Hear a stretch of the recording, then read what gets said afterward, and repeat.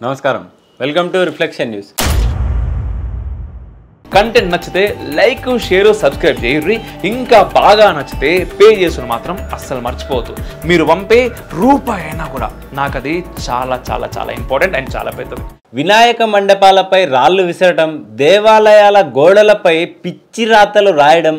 ఆలయాలను ధ్వంసం చేయడం ఇలాంటి ఘటనలు ఈ మధ్యకాలంలో విపరీతంగా జరుగుతున్నాయి తాజాగా ఆంధ్రప్రదేశ్లోని కృష్ణా జిల్లా పెడనలో దేవాలయంపై ముస్లిం వర్గీయులు కర్రలు రాళ్లతో దాడి చేశారు దేవాలయానికి కాషాయ జెండాలు కడుతున్న సమయంలో కొంతమంది ముస్లిం యువకులు దీన్ని అడ్డుకున్నారు దీంతో ఇరు వర్గాల మధ్య వాగ్వాదం జరిగింది ఇది జరిగిన కొద్దిసేపటికే వందల మంది ముస్లింలు కర్రలు రాళ్లతో దేవాలయం వద్దకు చేరుకున్నారు హిందువులు కూడా వందల సంఖ్యలో అక్కడికి చేరుకోవడంతో మరింత ఉద్రిక్తంగా మారింది కొంతమంది ముస్లిం యువకులు దేవాలయం మీదకు ఎక్కి జెండాలను పీకేస్తున్న వీడియో ప్రస్తుతం ఇంటర్నెట్లో చక్కర్లు కొడుతోంది 10 మంది కానిస్టేబుల్లు ఎస్ఐ సిఐ అక్కడ ఉండగానే ముస్లింలు దేవాలయంపై దాడికి దిగారు ఈ దాడిలో హిందూ యువకులతో పాటు పోలీసులు కూడా గాయపడ్డారు గాయపడిన వారిని హాస్పిటల్కు తరలించి చికిత్స చేస్తున్నారు వినాయక చవితి సందర్భంగా దేవాలయాల వద్ద వినాయక మండపాలు ఏర్పాటు చేయడంతో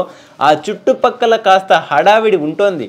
ఇది నచ్చని కొంతమంది ముస్లింలు మిగతా వాళ్ళను రెచ్చగొట్టి దాడులకు పాల్పడుతున్నారు పెడన దాడి వీడియోను సోషల్ మీడియాలో షేర్ చేస్తూ ఇప్పటికైనా హిందువులు మేల్కోవాలని ఐక్యంగా ఉండి ప్రతి దాడి చేయకపోతే దేవాలయాలను కాపాడుకోలేమని కామెంట్లు పెడుతున్నారు దేశవ్యాప్తంగా ఇలాంటి ఘటనలు వందలు జరుగుతున్నాయి ఏదో రకంగా దీనికి అడ్డుకట్ట వేయకపోతే హిందువులు మాత్రం